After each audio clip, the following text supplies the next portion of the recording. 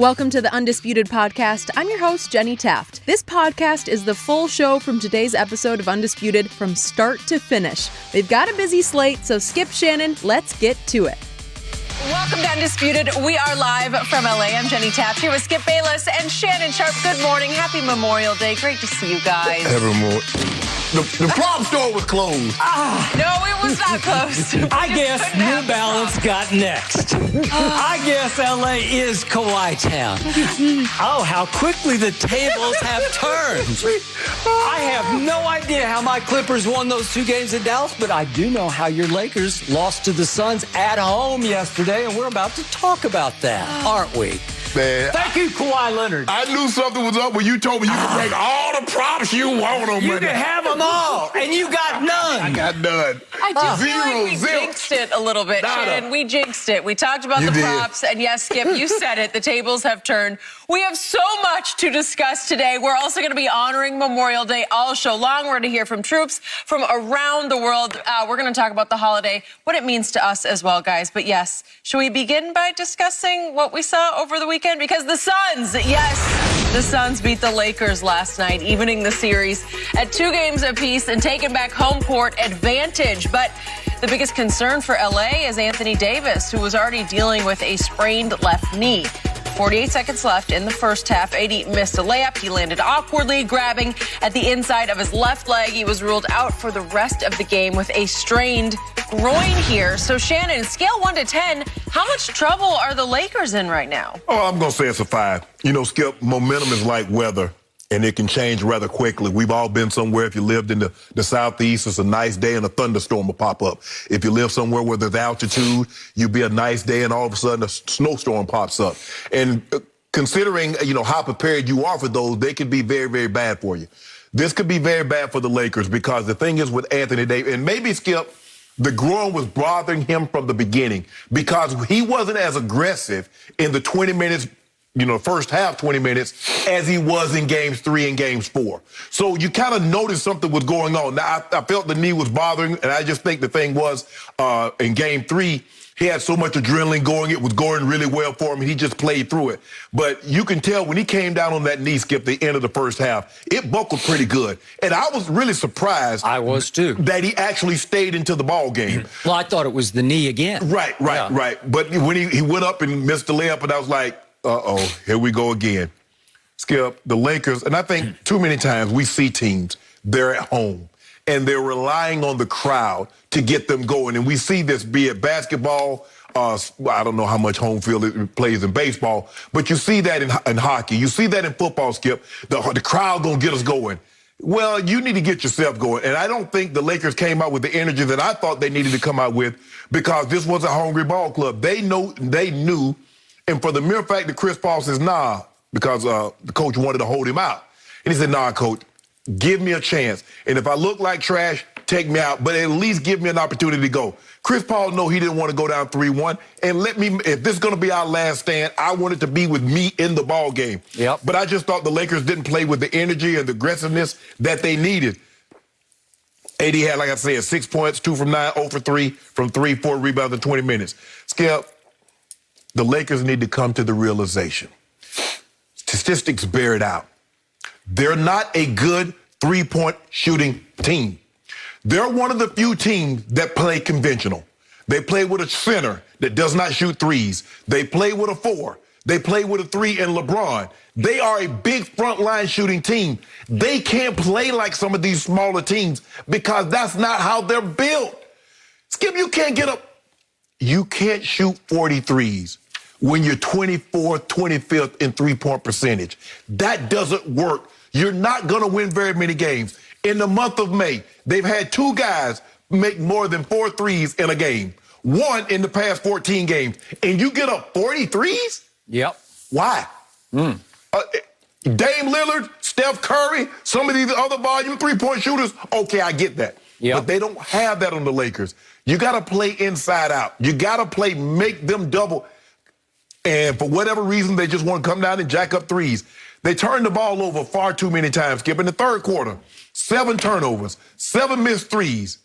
And what concerned me all year long, Skip, and I kept telling you this, I said, Skip, they go long periods of time. They go 3, 4, 5, 7 minutes and not score the basketball. I mean, they only gave up 27 points, but when you score 15, now you put yourself in a bind. And that's what happened yesterday. So now where did they go for scoring outside of LeBron? LeBron was trying to pick his spots like, okay, I'm going to have some here. AD, you take it there.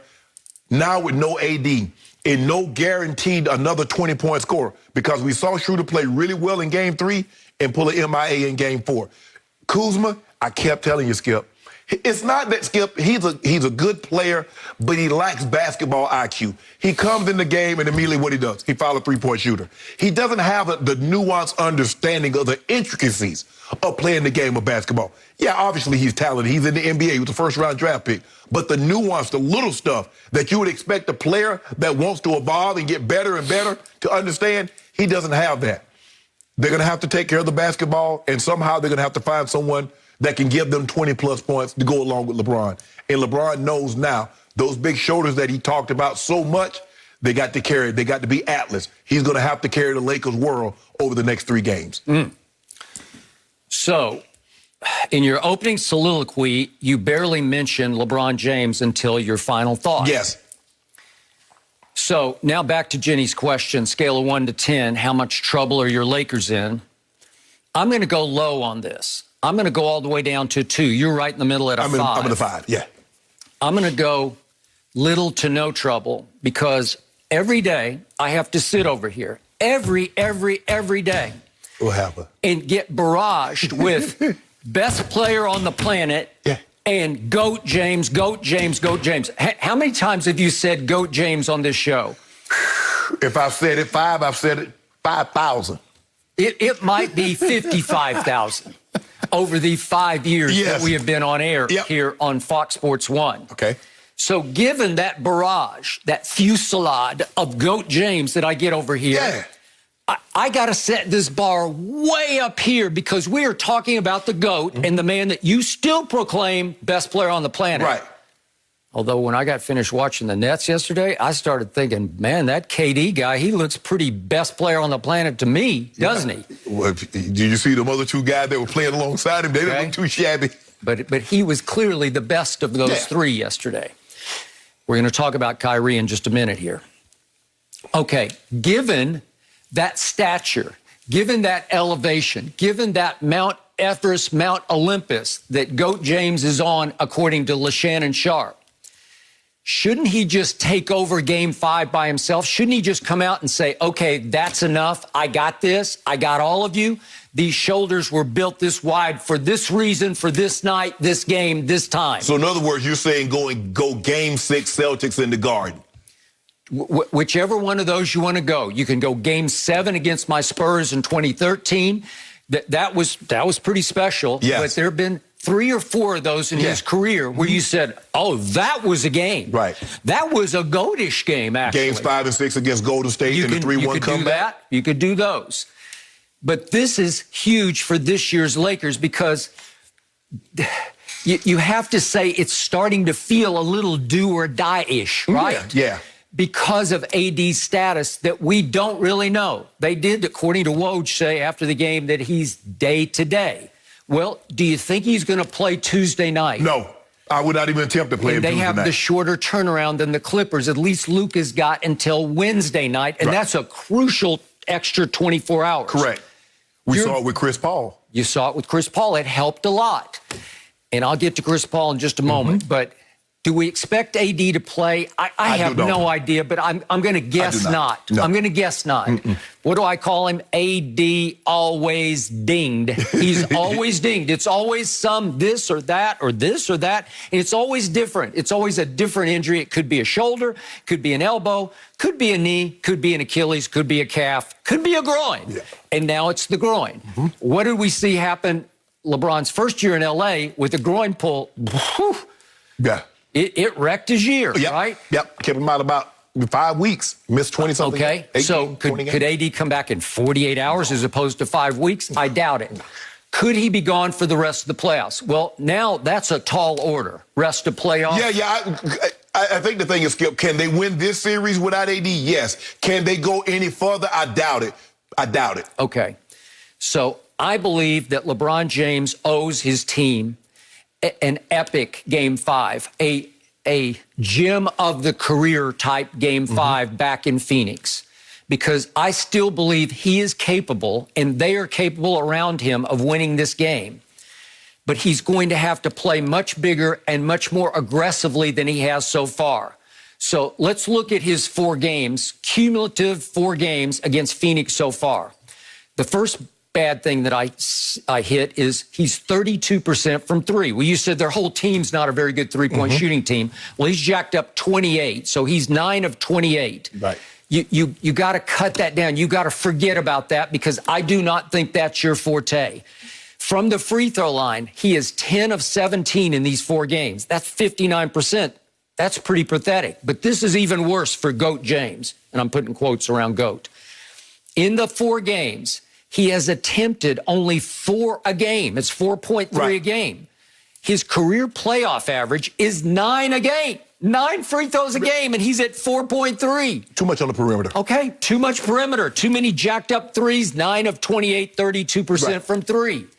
Not enough attacking the basket. Correct. I'm going to say it again. He is still the best passer in basketball, and he is still the greatest driver of the basketball I've ever seen, because he looks bigger than ever. He is 6'9". What are we going to give him? Do we want to go to 270? 260? I give 260. Okay, 265. Let's meet in the middle. So LeBron is 6'9", 265 pounds, and trust me, Jay Crowder can't keep him from the rim. There's nobody. Mikal Bridges can't keep him from the rim. I don't think DeAndre Ayton can keep LeBron from the rim, because he's a little light in the pocket, as they say. He's still a little skinny for a 7-foot big man. So LeBron has to go into all-out attack mode from the start. And here's the point. He has to trust himself enough that even if he makes only 59% of his free throws, if he could get there 20 times, that could tilt the game in the Lakers' favor. Right. That's because you're going to get Crowder and maybe Ayton in foul trouble. He's not threatening anybody with foul trouble at 4 attempts a game, right? No. So that's not good enough. So he made 4 out of 7 yesterday, and the one time he went to the free throw line and bricked 2 of them. Right. But that's okay if you just increase your opportunities. Correct. He has not done that, and it's been shocking to me. So now he goes into a game, and the Suns are 4.5-point favorites all of a sudden. So it's flipped wildly back and forth. So the odds makers are saying, we don't think AD's going to play. No. So it's all LeBron all the time. Now I'm going to get to your point. You said they're traditional in that they don't have a center who can shoot threes. Right. Well, wait a second. What do I see on my box score here? Wait, who's this guy, Mark Gasol? No, I'm saying they start. Gasol can shoot, but they start Drummond, then they go AD and LeBron. So that's a big team. Guess who played more than Big Penguin yesterday?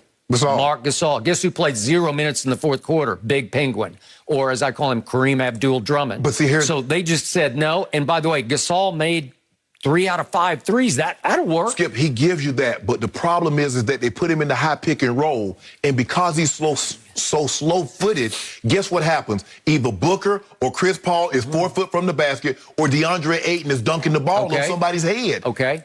So you can go smaller if you feel like it. Right. The way the Clippers went small, they did. They just said, nope, we don't care. You can put big Marjanovic of Boban in there. You know, you can put him in, and we're still going to try to stay small for a while. Because you know why, Skip? He said because Ty Lue said, well, they don't post Porzingis. Porzingis is 7'3" point guard. He wants to play on the perimeter. So why are we playing Zubats? So they put him in the pick and roll. Well, if they're not going to post Drummond, or if you're not going to post Mark Gasol, what's the advantages of playing him? But you got to play a big, because Ayton is 7 foot tall, 270. He is 7 feet tall, and he wrecked you yesterday with 17 rebounds. Just like game 1. Remember game 1, he was 21 and 16. Yesterday he was what?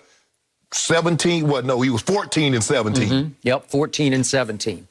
So LeBron in game 1, that's the shameful game. That's the one that puts you behind the 8 ball to me, because in the 4th quarter, LeBron went 1 of 4 from 3 and 1 of 4 from the free throw line. That won't work. And slowly but surely, even without much of Chris Paul in game 1, they managed to hold off the Lakers. So yesterday, LeBron played pretty well in the fourth quarter until a flashpoint that occurred fairly late in the game. It was 1:23 left, and they still had a chance. And if we could see this play, Schroeder drives, and LeBron thought he got fouled and didn't get a call. And there's a little push by LeBron, and he pouts the referee. He whines the referee, and neither he nor Schroeder get back, and the ball swings to, guess who? Jay Crowder.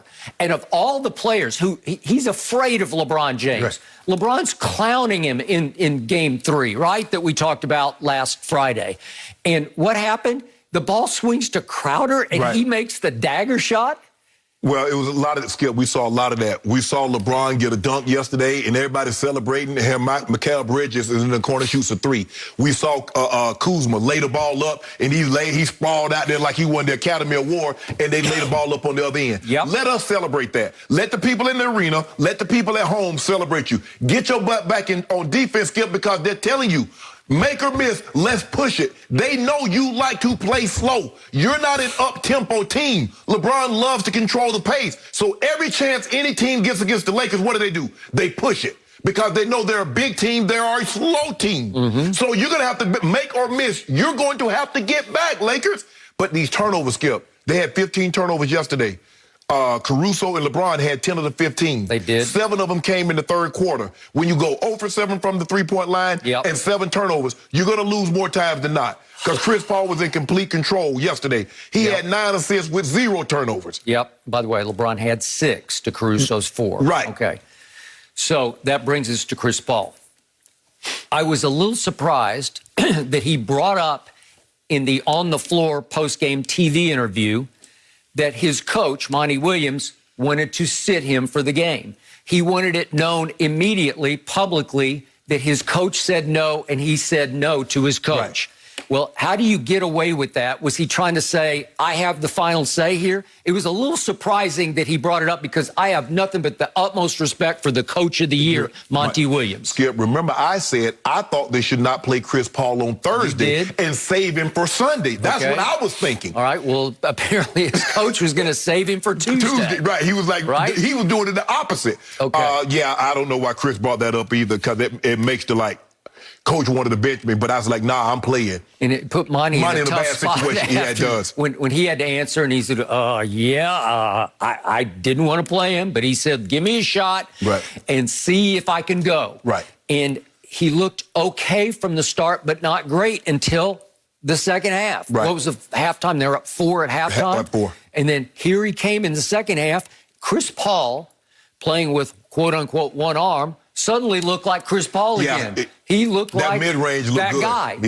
And he was deadly from mid-range. And it's a weird, elbow free throw line shot. And he's lethal with it. And did he not look like himself? So he proved his coach very, very wrong in the second half. And I want to say, on epic games for Chris Paul, and he's had a lot of struggles in the postseason. He still has no ring, obviously.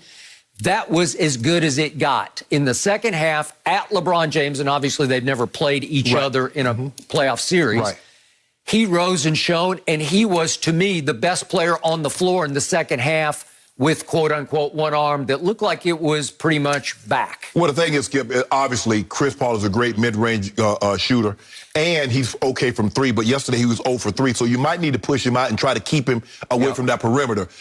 You can't take chances because, sometimes, guys be lulling you to sleep. And you be reading the injury report like, man, he looked terrible Thursday night. And maybe they played into that, Skip. They're like, well, man, Chris can't be able to do this. But you see, he was getting to that spot about 8 to 10 feet from the basket, and he was elevating, put a couple in over Drummond, got past Schroeder. So he was healthy. Let's see how he feels after 1 day in between as opposed to 2 days in between. But, Skip, when you're shooting 27% from the 3, you might need to try a new avenue. 27% is not good. I don't care if you're shooting 73s in a series or you only shooting 10. If you shoot that of a percentage, that's not good. And considering the amount of threes that you're jacking up, bro, LeBron is going to have to give you a Herculean effort. He will. I don't know if he could just give you. The problem is that when he goes out, Skip, remember that 11-point lead, and then he goes out and woof, it's gone. He was plus. He played almost 38 minutes, and he was plus. Yep. He and Caruso were the only one. Caruso and Gasol was the only one that was plus. Everybody else -8, -9, -15, -8, -13. Yep. So that's been the problem on LeBron teams. When he leaves the court, can they maintain the lead if they have the lead, or can they keep it close if they're behind? And for whatever reason, they haven't been able to do that on a consistent basis.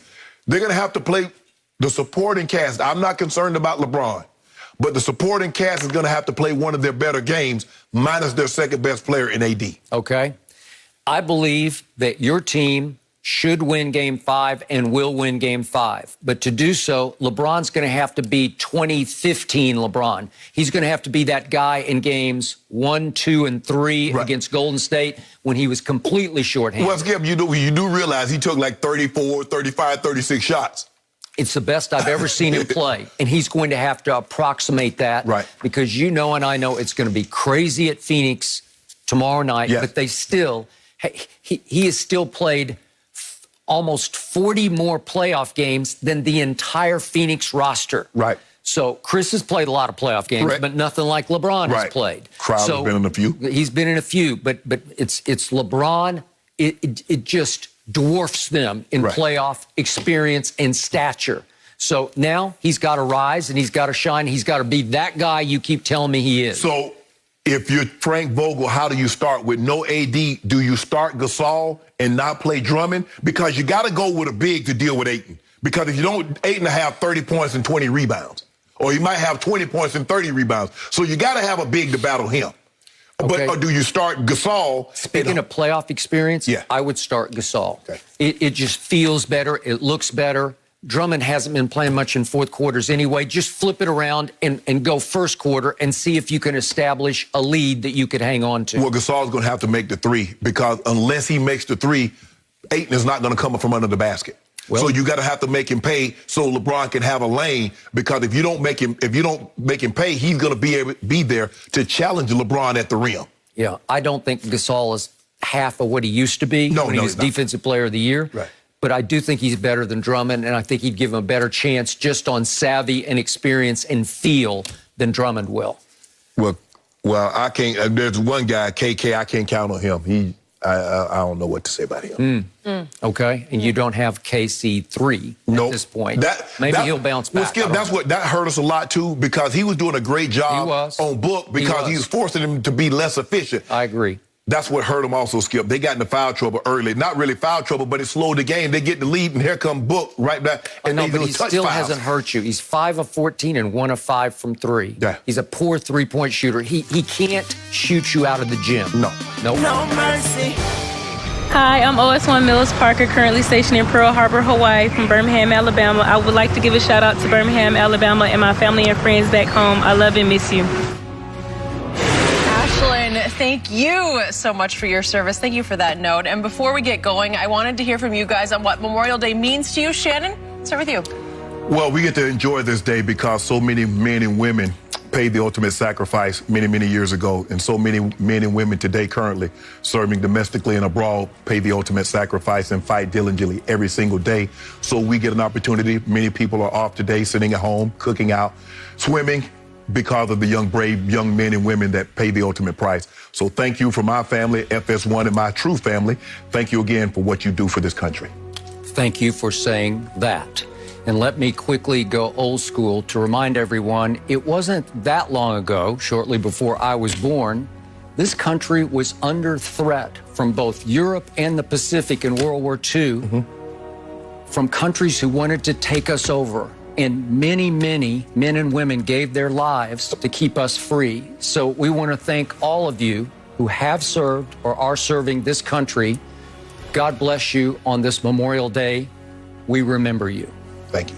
Great stuff from you guys. And I just wanted to quickly shout out my cousin, Catherine Binder. She's in the Navy. And a little story, we both went to college in Boston. And the BU lacrosse team, we'd train at Nickerson Field every morning, 6 a.m., complained about it to her all the time. And at one point, she went to MIT. She was across the river, and she did ROTC. And at one point, she was like, Jenny, do you know that I'm actually on Nickerson at 4:30 every day training. And she had me beat, and it just kind of put it into perspective, just the hard work, the sacrifice. We're so lucky to have so many who just really sacrificed for us. So, Casey, I'm thinking about you today, and thank you so much for that message as well from Ashlyn. We're going to have messages throughout the show. So, guys, let's get to what the Clippers did as well.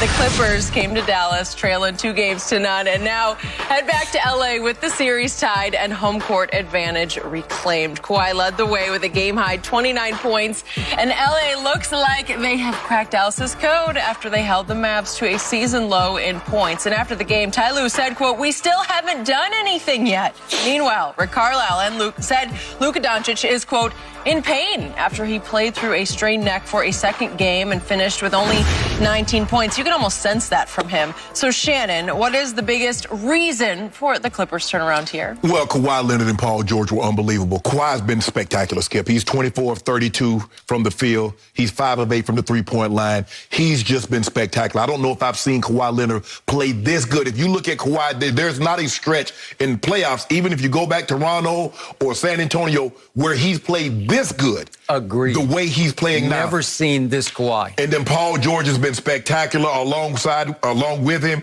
And then they got key contributions, Skip. If you remember, I think it was Friday when they played, Marcus Morris hit 3 threes in the fourth quarter in that corner three. It was huge. Because every time they get it was huge. And he hadn't hit a squat until then. He hadn't hit anything. And he hadn't hit squat since then, but go ahead. And then Reggie Jackson played well for him on Friday night. But, Skip, then you look, Reggie Jackson comes back again and plays well. Nicholas Batum, who they inserted into the starting lineup because they said, why are we playing Zoobs? Because we know he's going to play hard, but Luke is searching him out. He's really trying to put him in a high pick and roll and wanting to go one-on-one with him. So you know what? Let's start Batum because they don't have anybody that really wants to post the ball. Porzingis is 7'3". He got Batum playing behind him. He got Paul George, Kawhi, and he's out there 20 feet from the basket. Man, if you don't get your skinny butt down, Skip, but I get it. If you don't want to be Joel Embiid or you want to be Jokic, but get 10 feet and just turn around and shoot over the top of him. But he's 7'3" and want to be a point guard. Bruh, what's going on? Rick Carlisle probably like, Lord have mercy, what are we doing here? And you can tell something's wrong, Skip. I agree with you. Luka isn't the greatest free throw shooter. Duh. But, Skip, there's no way somebody can shoot better from the three-point line than they can the free throw line. You look at, his free throws last night, Skip, they weren't even close to going in. I'm like, Luka. I said, how about this? How about you back up to the three-point line to shoot the free throws? Quick story.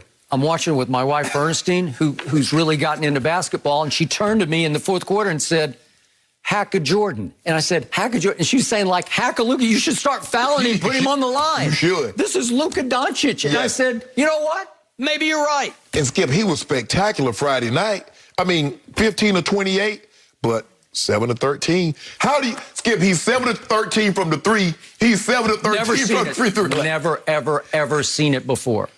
Give the Clippers credit. Ty Lue said, look, there's no way because the difference in the two, the only thing that's different, Skip, the shots that the Clippers missed the first 2 games, they're making. The shots that the Mavs made the first 2 games, they're missing. They're still right there. Luka is still hitting Hardaway Jr. He's still hitting Finney-Smith, Kleber. Now, I think they made a trade for Finney-Smith between 2 and 3 because he got to be playing with the Clippers the way he shoots the ball. Ain't no way he on the Mavs side shooting like that, considering what he did the first couple of games. But that's it. Kawhi Leonard and Paul George, and then they got, Reggie Jackson chipped in. They got Marcus Morris Sr. chipped in, but it was the 2 big guns. And I asked Skip after they lost the first game and they scored 69. I said, can they continue to play that way? Yep, they could continue to play that way. Now, they didn't need the 60 points that they only got 45 last night. They didn't need what they normally got. But Paul George and Kawhi, especially Kawhi, has been spectacular. My turn. Obviously, on Friday's show, I completely wrote off my Clippers because everybody on this show wrote off the Clippers because they should have been written off. And if I could say that I did my small part to slap them in the face and say, wake up, who are you, and how shameful can you play? They were shameful. Maybe it helped a little bit to just completely write them off.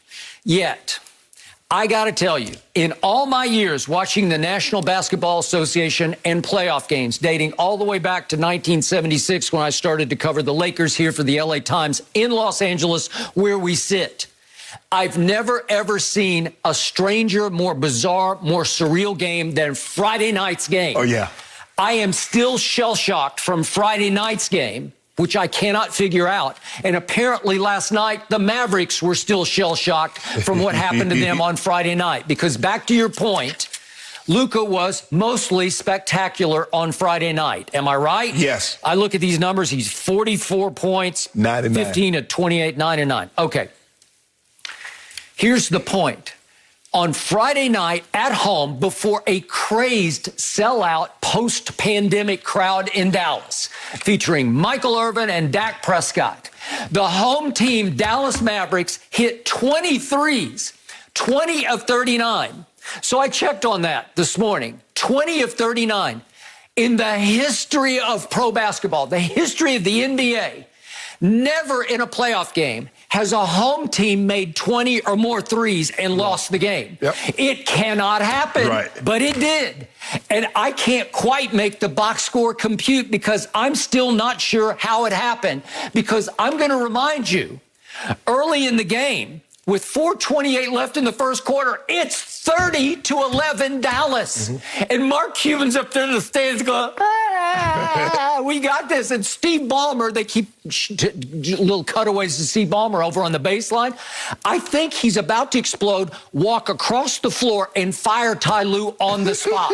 Because he's got to fire somebody because he wants answers, right? 30-11? He keep dropping his head. He's like, I can't watch. I wish I had a little Shannon cam at that point up in his palatial estate up in Bel Air, because I would like to have seen your face or whatever you were doing at that point. What were you dancing? Were you on the top of the table? I just fired out a simple tweet. I was like, are the Clippers going to guard anybody, yay or nay? Because they won't guard anybody. Good question. Good question. But I think so guess what happened? Kawhi Leonard comes down and makes a 10-foot jumper. Oh, my goodness. Then they take Luka for his usual rest. It wasn't forced rest. It was just like he usually rests for the last 3 minutes. Turning point of the ball game. The last 3 minutes of the quarter. Turning point of the ball game, Skip. And Paul George went down and hit another one. Then Kawhi went down and hit another one. And all of a sudden, I look up at the end of the quarter, and it's only 34-31. And I think, how are they still in this game? But they were in this game. And from that point on, would you believe from that moment with 4:28 left in the first quarter until right now, the Clippers have outscored the Mavericks in Dallas by 54 points. Help me out. Have you ever heard of such a thing? 213 to 159. What? It's impossible. and I still look at the box score, and the only thing I can tell you, the only thing I can figure out is that finally Kawhi and Paul George from 2 were able to outscore Luka from a lot of 3. Yes. Because it was 65-44, 2-on-1. Right. And that's the only thing I can tell you from this box score that allowed the Clippers to finally take over. Right. And then to your point, you want to talk about timely shooting? Marcus Morris out of the same short corner across right in front of the Mavericks bench. He makes all 3 of them. And I'm falling on the floor. I'm rolling on the floor because I could not believe that they finally survived and won a game. And again, I want Ty to play Rondo more, and he played very well, but he wasn't the reason. No. The reason was this reason. I'm going to go deep now. I'm going to go Freudian here. I'm going to go Dr. Phil here. Okay. On Luka. I believe that the Los Angeles Clippers finally got sick and tired of Luka laughing at them. He literally, at Staples in games 1 and 2, he goes up the floor chuckling. I did it again. Can you believe it? I did it again. He's trash talking. You can't guard me. You're too small. Big Zoo. You can't guard me. And then he's laughing. Ha, ha, ha, ha. He started in game 3, too. Hey, and he Not started in my out. house. Not in my house. Here he goes, and they made their first, it seemed like 5 shots. Heck, they made their first 3 last night, but it didn't matter. But the point was, deep down, I do think the Clippers have some toughness to them. I think Marcus Morris is tough. Yeah. I think Kawhi has toughness. Paul George, you can call him Pandemic P. The point is, he's got talent. Oh, yeah. And it suddenly manifests itself when you sort of least expect it, because last night in the second quarter, he suddenly goes on a burst and he scores 13 straight points, and that was basically the game. End of the game. And he didn't do anything the rest of the way. He scored 0 in the fourth quarter. So he hasn't been much except for a couple of bursts here and there that were crucial. Right. But in the end, I think they got sick and tired of Luka. And then this is just me, and I don't know how hurt anybody is. I always tell you, the biggest... The most perplexing development in all sports to me is how hurt is a superstar in a crucial moment. Well, I don't think Luka's the toughest guy. I've told you that. I'm talking about mentally and physically the toughest guy. So would you believe that Friday night they ran 8 different defenders? I've never seen that in my life. I counted them up. 8 players took turns on him, and I'm talking about legit turns where you're coming down and all of a sudden it's Kawhi, it's Paul George, it's Batum, it's Reggie Jackson, it's Rondo. I can just keep going right down there. Terrence Mann might have done the best job. They just... Everybody took the crack at it. I don't even know how you keep checking signals. Like, how do you got to communicate? Right. Is it your turn? Are you going to take it? Well, you try to wear him down, Skip, because everybody's going to guard him differently. Okay. So now Luka's got to think, okay, I got Batum on me. Okay, he's going to play me this way. Not, damn, it's Kawhi. Yeah. No, it's Paul George. Oh, it's Marcus Morris. Yeah, exactly. Oh, now he's going to get tough with me. And I think they beat on him. I think Rondo bothered him a little bit. I think Pat Bev took him early and just bothered him a little bit. Remember, he's too small. He's too small. And all of a sudden, he started to wear down in the fourth quarter. And the next thing I know, I see him on the bench, and he's got some, is it a heating pad, I guess, or it's an ice? Or Yeah, I don't know. Wrap, and then he got the kinesio tape. Okay, and then all of a sudden, he's got some neck problem. I don't know. Maybe he does. Maybe he doesn't. He looked just fine last night. He was in stretches just scoring at will. But now Rick Carlisle's planning the excuse, oh, he's in pain. He can't turn his head sideways. I have no idea, but I don't trust it. And I thought they were building in the narrative last night that, hey, if he goes hero and he's incredible, then everybody says, wow, how did he do that playing hurt? And now that they've lost, he's got an excuse. Oh, he's hurt. No, I'm not going to give him an excuse, Skip, because he was playing really, really well. I mean, I don't know how much better he can play. And I thought they allowed the game. Skip, I understand that in certain situations, my guy gets a normal rest time. Yep. So normally somewhere around 7 minutes, we bring him out the ball game. But in this situation, let's see if we can go ahead and bury him. Let's see if instead of a 19-point lead, can we push it to 30? And then, you know what, Luka? I'm going to play you the entire first quarter here, and then I'll give you an extra 2 to 3 minutes in the second quarter so to recoup some of that rest time, because normally Luka, Skip, I think if I'm not mistaken, he comes out around 7 minutes, and then he starts the second quarter. But I'd have started him on the bench in the second quarter because I would have given him the full 12 minutes. But Kawhi and Paul couldn't miss, Skip. Plus, you want to talk about attacking the rim? Yes! They just attack the paint and attack the paint. And half the time, because Dallas is not a great defensive team, they get to the rim. I mean, at one point, Kawhi was 11 for 11. Paul George was like 10 of 10. And I got to tell you, and I hark back to that November 1st game we're going back 2 seasons ago. Right. Remember the Danny Green game at Dallas? Yes.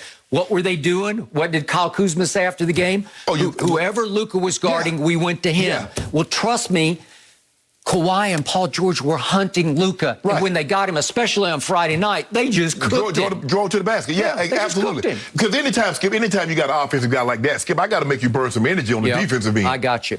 So now let's look at three-point shooting. Through the Friday night game, the Clippers were out of their minds. They were shooting 51% from 3. That's impossibly great through 3 games. You mean the Mavs? I mean the Mavs. I'm sorry. The Mavs are shooting 51% from 3. Remember, the Clippers led the league in three-point shooting. But the Mavericks finished 18th at 36.2 for the regular season. So what happened last night? They go 5 of 30, which is 16.7%, because they reverted to the norm. As the second-level analytics tell you, they reverted to who they are. That's who they were. And I said Friday, are they ever going to stop making threes? Well, sure, at some point, you can't keep making threes like that. So they reverted. And all of a sudden, the Clippers are back in the driver's seat, but it's only 2-2. And the Clippers reverted back to what they were. They shot almost 40% from the 3. They did. This is who they are. They're 42% team shooting. Right. So you can, Skip, you can live with 13 or 33. Yep. But what you can't live with, I don't know how they lost. I don't know if someone shoots 51%. But they allow the Clippers to shoot 58% from the floor, from the 2. Yeah. Well, when you do that, It's not like they're shooting 40% from the two. And Kawhi and Paul George, Skip, they couldn't miss. If you told me they were going to go, where did they go? They went 24 of 32 from the field. I know. I got it. What about? And Luka shoots the heart out of his team when he goes to the free throw line and misses all 5? And he's clanking them like they're not even close. They weren't close, Skip. They weren't even close. They weren't close. And that's because it gives you an opportunity. The clock is stopped, so we get an opportunity to get one. Okay, now we're down 4. Okay, now we're down 3.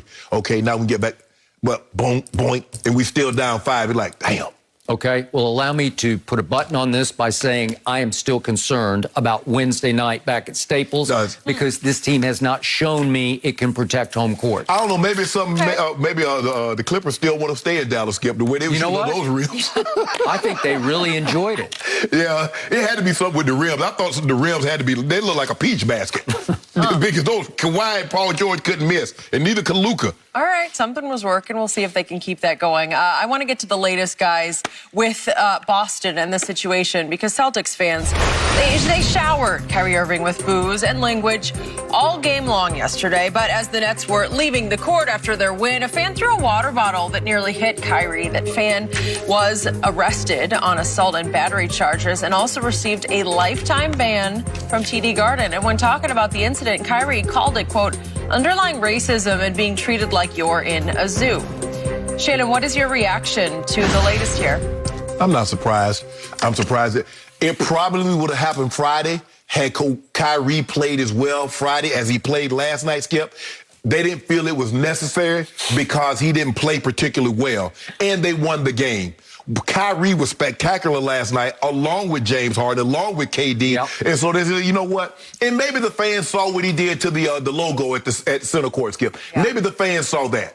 Maybe that had something to do with it. But, Skip, when you throw a water bottle from that distance, you know that thing would have really hurt Kyrie if it would have hit him. Totally. And he came very, very, very close to hitting Kyrie in his face. And who knows, from that distance, you might have put his eye out. You remember Orlando Brown lost the sight in his eye with a beanbag from closer distance. Yep. See, Orlando Brown Sr. He did. Skip, I just don't, and it overshadowed because the big 3 from the Nets, Skip, if they play like this, you might as well just go and hand them the title. There's nothing you can do. If they're going to give you 104 points, James Harden's going to give you 18 assists, you're not beating them. You're not. And that's what we should be talking about. But again, Boston. And they wonder why you keep bringing it up, Shannon. You're a race baiter. Because y'all keep doing it. Yep. That's why we keep bringing it up. That's why we keep talking about it. And Danny Ainge, the general manager, said, well, in all my years, Skip, I sent him a copy of Cornbread Maxwell's book. Because he played with Cornbread. So Cornbread had a lot to say about it. You seriously? No, I didn't. Okay. But I'm just saying I should have. Oh, you should have. I should send him a copy. Yep. Skip, why? KD and them, they summed it up eloquently. Is that because you buy a ticket, it's not about you. No. You come to be entertained. The entertainment is to watch guys with a high skill level put the ball in the hoop. That's what the entertainment is. It's not for you to come throw stuff at us. Yep. That's not what you pay to do. You get upset because your team lost. You get upset because I played extremely well and I didn't play well when I was here. So that gives you the right to yell racial slurs or to throw things at me. Really? And, KD summed it up. After all this time of, being away, and this is what you resort to throwing things because you're upset. And Skip, like I said, I don't know what a team can do because you're in a pandemic. You just got fans back maybe, 2 weeks, 3 weeks ago? So you lost out millions and millions of dollars. You're not going to just since y'all don't know how to act, I think it was a soccer team that they were shouting, they're throwing things, and they're like, okay, you know what? We ain't going to have fans for the next match. Yep. But, Skip, you can't do that in the NBA. They just got back. They just got back. Yeah, they lost a whole year of revenue from fan attendance. Fans, just behave. Why can't you just behave? That's all. We're not asking you to do anything. Go have a great time. Boo, scream your lungs out. But y'all going too far, fans, because now you're making it about you, and it's not about you. Nobody turns on their TV, let me see what they're going to throw today, what they're going to do today. That's not what people turn their TV on to watch. So dumping a bucket of popcorn on a player's head is one thing. At least I don't think that could injure you. Right. Spitting on a player is like the ultimate act of disrespect, but it It can't hurt you physically, right? It was a big bottle of water, and it looked full to me. Yeah. And it's heaved from pretty high up. So it came from a long way. Now we're talking about attempted assault, correct? Yeah. And I immediately tweeted that fan should be arrested, and he was handcuffed. Yeah. And charges should be pressed, and he should be prosecuted to the full extent of the law. They probably got a GoFundMe account up right now to post him to get him right up out of there. Watch. Bet you they got it. It could be. It well could be. I'm just saying that went over the edge of just banishment from the arena. Yes. That went to you should go to jail for attempted assault. If you threw something at somebody out on the street, you know what would happen. Yeah, you go to jail. Yeah, you're going to go to jail. Yeah, and they're going to press charges. And now we have video. Right. It's you threw it, and it came very close to hitting your intended target. Right. Attempted assault. Okay, so now we've gone one level deeper where you can send a message by sending somebody to jail. I don't know if the charge was, I have no idea. I'm not, I'm out of my league on that one. But I would hope they would press charges and try to send that young man to jail. Well, that's going to be on Kyrie. Okay. Well, then he should press. And he seems like he would have the fortitude and the constitution and the character to press charges. So now back to what you mentioned.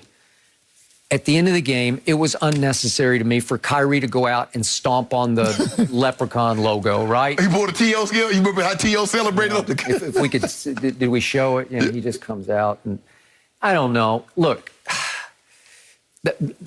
so again, I'm not excusing in any way, shape, or form the throwing of the water bottle, but it could have precipitated the emotions going over the edge. How about this, Skip? If Tristan Thompson or somebody runs up on Kyrie and shoves him, okay, I get it. But the fans didn't come out the stands to get T.O. George Teague handled that. Emmitt Smith handled that. I know, that's true. Good point. If one of the players, Kyrie Brown, come on now. Now, we ain't going to let you disrespect the logo. I get that. Okay, and what got me about it was now you're disrespecting the Celtics organization and tradition. And allow me to repeat that the Celtics were the first NBA team to draft a black player in 1950. Yep. They were the first to have a black head coach, the great Bill Russell, who was a player coach in 68 and 69. Right. And in 65, they were the first NBA team to have a black starting five. Correct. Okay, well, give it some give it some respect. Right. Because nobody has ever had a problem with the organization that I'm aware of, right? And that's the thing that I don't get, Skip. It's like, okay, what problem do you have with the organization, Kyrie? You might have a problem with the city of Boston, the people, some of the people in Boston. I got no problem with that. No, neither. But I think they believed in you. You were happy to go there. So I don't really know what the organization, how did they run afoul with Kyrie? And remember, in March of 2018 at a fan night, he said, if y'all have me, I want to resign. And then it began to fall apart. And then he fell apart on the floor. And he was... Can I go disaster? He was disastrous. Yeah, he wasn't very good, Skip. It didn't work. It didn't work for either side. For whatever reason. Fell apart with all the young players, said they don't know how to win a championship. It was an ugly end to Kyrie's stay in Boston the first time. So now, what would possess you then to stomp on the leprechaun logo? I don't know. Right. Not in any way, shape, or form excusing the water bottle. And I don't know if it precipitated it. Right. But to your point... What I hated about the big picture of this was, have the Nets played any better than they played yesterday? No. Because they were under some fire. They had lost on, was it Friday night? Friday night. I wasn't track of my nights. And they could have been 2-2. And look at these numbers. Durant goes 14 of 20, 42 points. How about Joe Harris chips in with 4 of 5 threes? Is there a deadlier three-point shooter right now than Joe Harris? And then Kyrie himself has 39 and 11 rebounds. Trae Young yesterday had 1 rebound. He barely rebounds. Kyrie got 11 rebounds. That's Westbrookian, right? Yes. And then, of course, James had 18 assists, which was his career playoff high. Well, is that not a tour de force? Yeah, look, if if you let KD go 14 to 20, 3 of 3 from three-point line, you foul him, he goes 11-11. Kyrie is 11 to 24, 6 of 12 from the 3, 11-11 from the free throw line. James Harden is 8 of 12, 2 of 5, 5 of 6. Skip, you're not beating them. You let them score 100, shoot this kind of level of efficiency, and score 104 points between the three of them, you're not beating Brooklyn. So you better come up with Celtics, you better play better defense. Jason Tatum, I don't know what else you can do. You doing all you can. You gave me 50 on Friday, you gave me 40 last night. I don't know what else you can do, bro. You need somebody else to come in with no Jaylen Brown, Skip. Yep. Where are they going to get the other points to match the Nets? So then we lost sight of all that after the game when Kyrie, who's a very deep thinker and knows his history, started to talk about you're seeing a lot of the old ways coming up. And he's talking about history in terms of entertainment performers in and out of sports for a long period of time, underlying racism. Well, he's going back to the days Wild Wild West and then the early Broadway days when you'd throw rotten fruit. Yeah. If you didn't like what you were seeing, you would throw rotten fruit at the performers on the stage. Now, that could be racist or not racist. That could just be white on white. But, Skip, you remember when they first integrated sports, a lot of blacks went through this. Because the fans weren't happy. They wanted it to stay segregated. Whites, you play this sport. They did. Blacks, you can play a sport, but you play with other blacks. Just like they wanted the schools. They didn't want to see the Negro leagues, right? Yeah. You got your own league. Hence the HBCUs. Hence. You got your thing. You playing football, right? We just don't want you to play with us. And so once they started integrating, we know what the slurs and the things that Jackie Robinson went through. And some of the football players, they weren't allowed to stay in the same hotel as their white counterpart. So it's been different. And so some of that has still, even though it was the 50s and the 60s, had found its way to 2021. And here we are still. So but I don't know how the NBA or teams can get it out there because you hope people come with the best intentions to cheer, applaud their team, but anger and what do I do, Skip? If I get really mad, what's the thing that I can say or do to make you feel how I feel? Call you something, throw something on you? Because that's what I want you to hurt like I'm hurting. You beat my team. Beat them down. Yeah. And by the way, Steve Nash left his starters in to the bitter, almost his seconds left. Skip, they were already up like 20-something points. I was like, well, KD, Kyrie, them not playing anymore. And then I come back and look, I'm like, hold on. They played 40 minutes.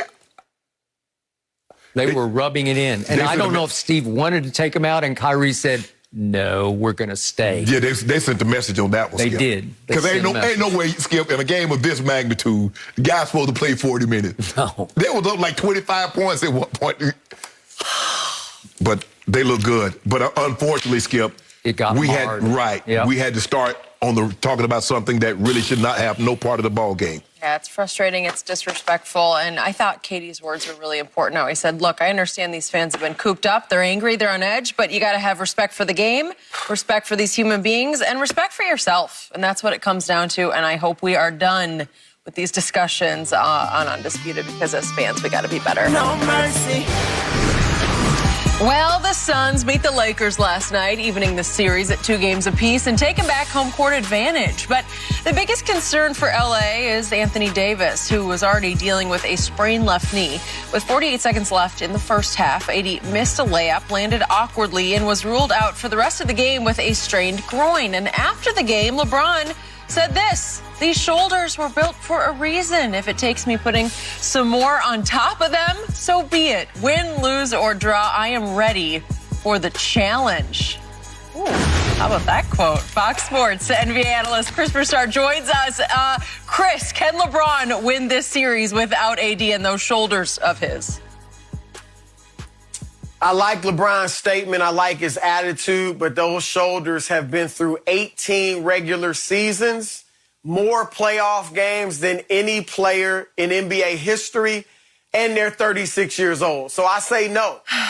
It's just too much to ask of LeBron at this stage in his career. We saw the 2 games the Lakers have won in this series. Anthony Davis was phenomenal. 34 points, 11 rebounds in both games.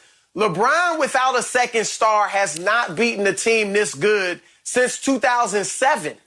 when he beat Detroit, though, you know, the Bad Boys, the remix, I called him with Rasheed Wallace, Chauncey Billups, and all those guys, to get to the finals against San Antonio. He was 22 years old. But since then, LeBron's typically had a second superstar with him. And when he hasn't, 2 years ago in L.A., they didn't even make the playoffs. And he was injured, obviously, but came back. They were 8-13 when he came back. This season, in February and March, when AD got hurt, before LeBron got injured, they were just 7-7.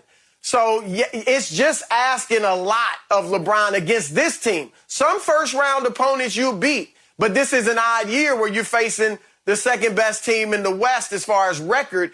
And if you look at the top 4 players without AD, 3 of them are on Phoenix: Booker, Ayton, and Chris Paul, now that he seems to be getting back to health. So I think it's too much to ask. Yesterday, LeBron's the only Laker to score more than 12 points. He's the only starter with a positive plus-minus. Here's what I'll give them. The one chance they have of beating Phoenix without AD is that they have to go back to the way LeBron's played most of his career, where he's the system. Like this year, he's been fitting in more. He's been a part of the system. He's off the ball more. There's a lot of possessions. He doesn't touch the ball. He's shooting more jump shots.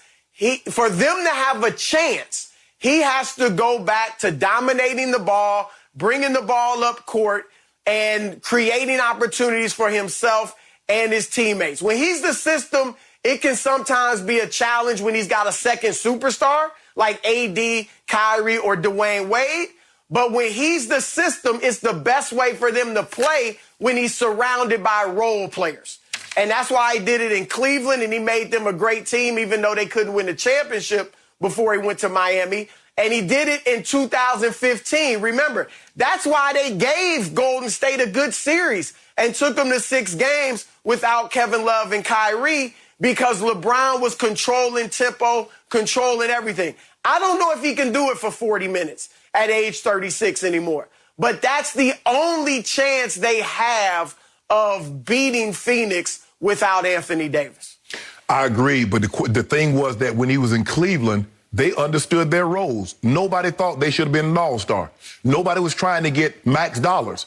So you telling me Schroeder's going to be okay with that? Kyle Kuzma thinks he's Brandon Ingram or Julius Randle. He sees the young talent. Everybody that started with the Lakers have made an all-star. You look at D'Angelo Russell. He's been an all-star. Brandon Ingram, he's been an all-star. Julius Randle, he's been an all-star. 2 of the 3 has won most improved player. Jordan Clarkson just won 6th man of the year. So how do you think Kuzma sees himself? I can do that. And what's he do? He come in there and F it up every time he get in the ball game. I already know when he come in there, he on some bull jive. Not every time. Yeah, just about every time. More times than not, he monkey it up, Skip. You know it. You love it, too. The thing is, he's going to have to ice those shoulders up, and I agree with you. And the problem is this is what he's run into his entire career, Chris, is that when he goes to the bench, what do they do when he goes to the bench? Who can initiate the offense consistently without turning it over? Okay, they might make one good pass, but then they have 2 turnovers to cancel that out. Schroeder played unbelievable game 3. He MIA in game 4. So for me, he's just going to have to go back and you know, I just hope they can just hold on. I don't think AD's coming back. Even if they get past this round, I'm not picturing AD come back and skip it. I used to tell you this all the time. You limp into the season, you limp out of it. You limp into the playoffs, you limp out of it. And that's what happened with AD. So I don't envision him coming back, but LeBron is going to have to end up getting up probably 17, 18 shots in the first half. He might need to be somewhere around 35 shots for a ball game and be efficient in order for him to have a chance. But I wouldn't doubt him. If I had, you know, I got a little money, I'm going to roll with him. Would you? I'm rolling with him, yeah. Huh. Phoenix by 4.5 tomorrow night. Give me the points. I take it like right it? now. I like it. 2 cases right now. I'm not doing it. I told you, I expect LeBron to play huge, to have broad shoulders tomorrow night. We're icing them shoulders Phoenix. as we speak, Chris, so we can hold up on Atlas. LeBron Atlas James, they call it. Okay, my turn. Here's the irony of what you two just said. Would you believe, this got overlooked, that the GOAT, LeBron James, GOAT James, as I hear again and again and again and again and again from across the table, GOAT James actually had his scapegoat at halftime yesterday, but the scapegoat got hurt. And that was AD. He was 2 of 9 in the first half and 0 of 3 from 3 and scored a grand total of 6 points with 4 rebounds. And I know what was about to happen this morning on this show. You would have come in and been all over AD. Where were you? You disappeared again. Oh, game 1? Right? You saw him in game 1. Did you saw him in game 2? That's legitimate, right? Yeah. Yep. Okay. He's By a the way, superstar. speaking of game 1, in the fourth quarter of game 1 at Phoenix, with Chris Paul playing or trying to play with one arm, LeBron went 1 of 4 from the field, 1 of 4 from 3, and 1 of 4 from the free throw line. It's just not good enough. Nah, and that was a shameful loss to start with, and so that's what put them in the hole that they're in right now. So back to Chris Broussard. LeBron James right now, just for the big picture, over the 4 games, is shooting 9 of 28 from 3. That's 32%, and that's not good enough, and that's too many. From the free throw line, your man LeBron James is 10 of 17 over the 4 games. Well, that's 59%, which isn't good enough, but the crucial point here is, the crucial number is the 17. He's attempted only 17 free throws in 4 games. That's barely over 4 a game. And for his playoff life, for his playoff career, he's averaged 9 free throws a game. He is not getting to the free throw line. I believe it's because he's getting more and more afraid of himself at the free throw line, but they cannot keep him from the basket. So tomorrow night, and I appreciate Chris bringing it up, I brought it up earlier in the show, I want to see 2015 Finals LeBron. That was the most spectacular 3 games of his career. And again, Kyrie got hurt at overtime of game 1, and Kevin Love was already gone. Yep. So he has to play with 2 hands tied behind his back. He didn't have either co-star, and he was unstoppable. Nobody. He dribbled the ball up the floor. He dribbled it to death, but he nearly dribbled Golden State to death. Right. Because he had them in a hole. They're up 2-1 with game 4 in his house. Mm-hmm. And then it reversed from there on. Iguodala get it inserted in the starting lineup. Right. And he started guarding LeBron, and you know the rest of the story. He became the MVP of the series. But tomorrow night, if he's still, quote unquote, GOAT James, the best player on the planet, he should rise above this game. Jay Crowder cannot guard him. Even Ayton cannot keep LeBron James from getting to the rim. He's still the greatest driver of the basketball I've ever seen. So right now, the stage is set for him to have one of those epic games. What's the big one? Game 6 of 2012, right? Yeah. 2012 at Boston. It was sensational. That was coming off his disappearance in the finals of 2011. Mm-hmm. And I know a lot of the reporters, I know even Chris was a little skeptical, like, wow, but you better do it this time. And he did it. Yeah. Well, now you better do it this time. And I believe he will, because I believe Chris, he's played almost 40 more playoff games than the entire Phoenix roster. So you can write that off as he's just getting old, or you can chalk it up as he's just too experienced. I'm giving Ben McLemore. How about give Ben McLemore? He's the only guy that can really make the 3. So I'm going to let Ben McLemore play. I know he's not a defender, but you need some guys that can make some shots when they collapse down on LeBron. Go ahead, Chris. That's absolutely right. Like, you look at those Cleveland teams, whether it's 2015, 2018, remember when they played Golden State in the finals and he had the 51 points in game 1 and all that. He was surrounded by shooters. And the Lakers aren't great shooters. They can get hot, they can be streaky, and they're going to have to be hot because, like I said, LeBron's got to dominate the ball. They got to probably play slow, run opportunistically, but play slow for the most part, rely on their defense. I think he can get Andre Drummond going, get him some buckets at the basket in the high pick and roll or in the pick and roll. And then have the shooters, they're going to have to hit shots. Shannon, I don't know that LeBron has to take 35 shots. That's just not LeBron for the most part. No, it's not. Anyway, but he has to get probably every game now without AD, he's got to be over 30 points. Yeah. And really between 30 and 40 points, if not more, at least a game or 2. And damn near triple-double. But he's going to have some help. Yeah. Yeah, he's going to have some help. There's no ifs, ands, or buts about it. They're going to have to hit 3-pointers. He's got to get to the free throw line. He needs to take 20 free throws and make 15 of them. They that could be the difference. call him anymore for LeBron. Yes, they No, do. they don't. You see Jay Crowder when he went to up and under. That was a foul. That should have been an and one when he went up and under on the other night. You saw that? Hey, the refs will get the memo tomorrow night. They need the Lakers. Nah, they been. I don't want nobody rough. Scott Foster, Mark Davis, Kane Fitzgerald, Tony Brothers, Bill Kenny, all of them be calling some bull jive. Leon Wood, all of them. I know all of y'all. So they want LeBron. Aaron Malloy, you too. They want LeBron out of the playoffs. I don't know what they want. I want some fouls called. I want to see epic, and I think he's highly capable of going epic. Jay Crowder is afraid of LeBron James. You know it, and I know. Jason Taylor done shot 400 free throws in 4 games. He has. LeBron shot like 15. Well, maybe he should attack I think more. he'll get a good whistle tomorrow. That's what we need. Right. He'll get a fair whistle tomorrow. Well, I can't believe I'm saying this, but Chris, we're going to have you stick around because we got to talk Clippers taking control over Dallas. Yes, that is the latest. No mercy. Tomorrow, it's an AL Central showdown on FS1. Tim Anderson leads the White Sox against Jose Ramirez and the Indians. Tomorrow at 5:30 Eastern on FS1 and the Fox Sports app.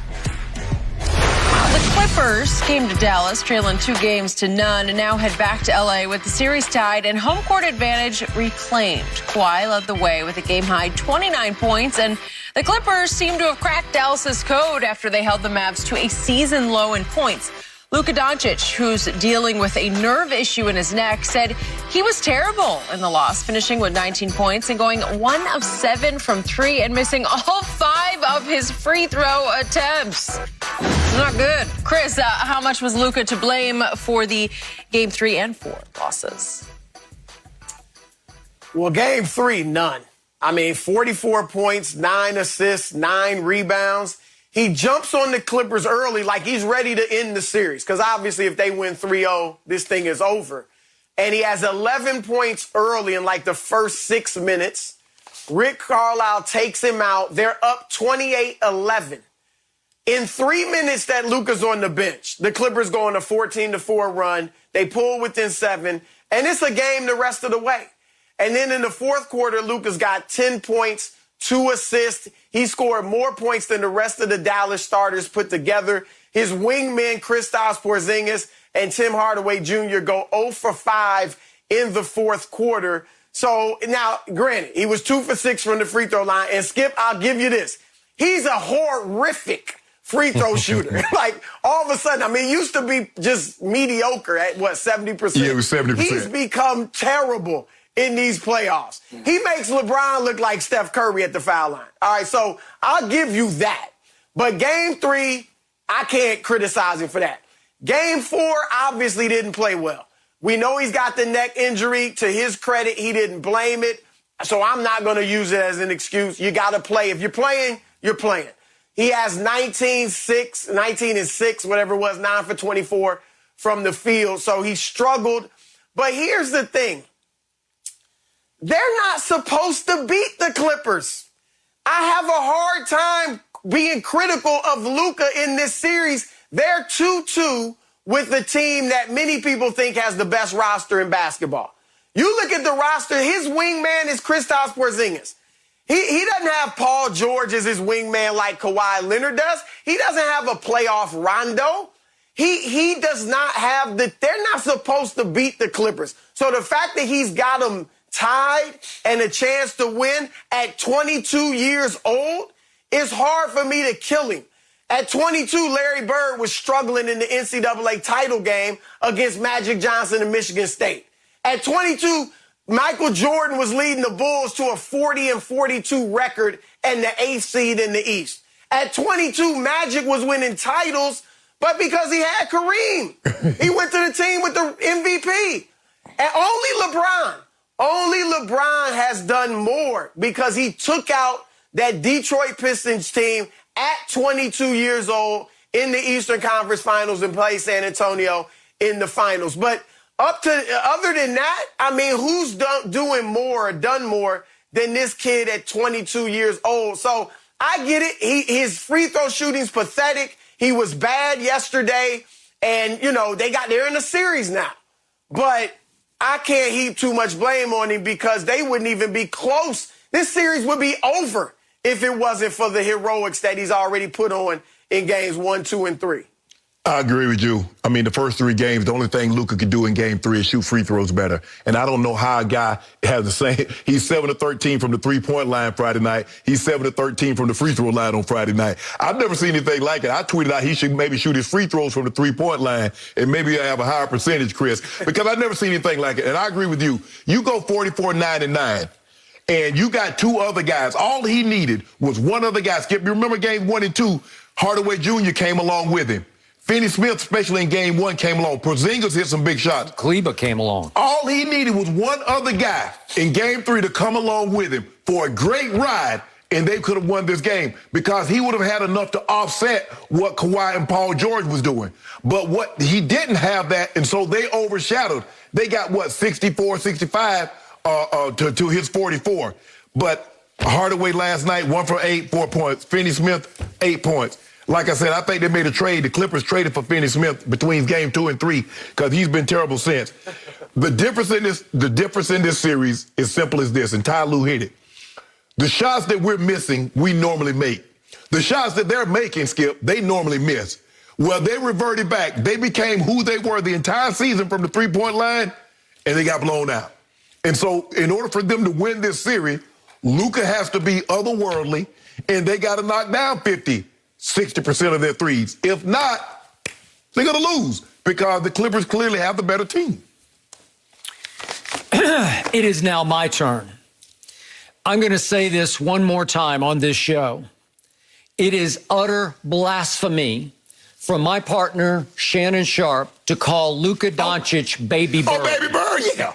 We are all going to get struck by lightning if you continue to do this because it looked like Luka got struck by lightning at the free throw line. Yeah, he bad. You were disqualified just at the free throw line. He is now 13 of 32 over the 4 games at the free throw line. That's 40.6%. It's so bad that he's clanking bad. Yeah. It's not even coming close anymore. Yeah, they're not spitting. Now they're hitting the back iron, Chris. Larry Bird shot 89% for his career in the regular season and for his career in the playoffs. And 4 times, Larry Bird led the NBA in regular season free throw shooting. 4 times. This is beyond pathetic. Now, let me get to the other reason that Luka should be blamed. He's only 22, and you're giving him a pass because he's 22. Well, somebody should pull him aside and sit him down and say, wipe the smile off your face. When you're front running, when you're showboating and you got it going from 3, which is unusual because you're a 33% career free 3-point shooter. When that's happening and the ball's going down, quit giggling, quit chuckling, quit tee-heeing at the Clippers. Quit screaming out, not in my house. He's too small. He can't guard me. It's just outrageous. And finally, the Clippers do have some toughness. It was lost in games 1 and 2. But we're talking about a Marcus Morris and a Kawhi Leonard and even a Paul George. They've been around the block a couple of times in this league. They know how it is done in the end. And they reached down in game 3 and finally said, we are sick and tired of all your gloating and all of your trash talking, and watch this. And they started to get up into Luka. It took 8 of them. They tried 8 different players on Luka in one game on Friday night. And again, he wound up with 44 points, but they started to beat him down and wear him down until finally, all of a sudden, when it was clear, and he's got high IQ, he knew all of a sudden the game had slipped away. And what does he go slip on the bench? Some sort of a heating sleeve to say, oh, I got a neck injury. Baloney, stop it. I don't want to hear about it. It came right on time just as the series was starting to slip away. I am not buying it. And Chris, I told Shannon earlier, in the history of the NBA, no team has ever made 23s in a home playoff game and lost that game. And that's what the Clippers pulled off on Friday night, down 30-11 with 4:28 left in the first quarter. From that moment until this moment, they have outscored in Dallas the Mavericks before crazed sellout post-pandemic crowds. They have outscored them by 54 points. Maybe they finally just got mad and they started locking down on defense because Dallas has not been able to score over the last 7 quarters. Well, you said it, Skip. We're at home. We make 23s, and we still have to win. Where do we go now, Chris? We can't shoot any better. We shoot 51% from the three-point line. And remember, they finished 18th in three-point shooting. You make 23s, normally, more times than not, you're going to win that ball game. But when you allow Kawhi Leonard to miss 3 shots, you allow Paul George to miss 4 shots, and they get almost 70 points between the two, you're probably going to lose. Because that's what happened. Kawhi at one point was 10 of 10 or 11 of 11. Paul George was 10 of 10. They couldn't miss. And by the way, a lot of them were point blank because they're just putting their heads down and saying, you can't keep us from the rim. Chris, I told Skip earlier, I understand that Rick Carlisle has a substitution pattern. And normally at about 7 minutes to go in the first quarter, he would sub Luka out. But I believe he should have went for the death blow. I believe Luka, we're going to run it till the first quarter's over. We're going to try to make this 19-point lead, get it a 30-point lead, and I'll give you an extra couple of minutes in the second quarter. But let's see if we can push this thing out past 30. And if we can do that, I like our chances. Because once they weathered the storm, they're like, hold on, wait a minute. We had to have, we only down 4 points. Oh, we're right back in this thing now. It was a whole different ball game. Yeah, I agree, Shannon. And what we're seeing, look, early in the series, they couldn't guard Luka and the Mavericks. Now the Mavericks can't guard them. Kawhi's been spectacular offensively. Skip, one thing I'll say, I do not want Luka to lose his swag. I'm here for all of it. Steph does it. Trae Young does it. LeBron, they all do it. Mm-hmm. I can't take that swag. Heck, Larry Bird was the biggest trash talker in NBA history. I know, but he didn't laugh at the other team. He didn't laugh after he made a shot. No, I don't care whether it's some of them got the shimmy, some of them got the laugh. LeBron's doing this. Whatever your thing is, I like the swag. And Luka's got it. Don't take that away from him. Oh, but here's don't take that away from him. Well, the Clippers just wiped that grin right off his face. He keep talking about Larry Bird. John Stockton told a story. He said Larry Bird walked by his bench right before the tip-off and said, boys, I feel like 43 tonight. He dropped 43 in 3 quarters. He told the Portland Trailblazers, he said, I ain't doing nothing but shooting with left hand because I'm going to save the right one for the Lakers because we got them after we play y'all. Drop 47 shooting left-handed. How's that for swag? Did he laugh at them while he was doing it? No, he did not. Skip, what man tells you a right-handed player say, I'm only going to play with my left hand because I'm saving the right one for somebody else? I got one other Larry Bird story I cannot tell on television, but you are correct.